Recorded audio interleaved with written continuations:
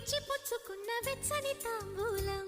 అది ముద్దుగా మారి బుగ్గన చేరిన పుష్యమి నక్షత్రం ఎక్కు పెట్టి ఉన్న పంచదార విల్లు చేసింది గాయం అది గుచ్చకపోతే వచ్చిన వయసుకి తీరదు మోమాటం నిలిచా నిన్ను కోరి రసమయ రహదారి శుభమే సుకుమారి సొగసుకి ప్రతిసారి మదిలో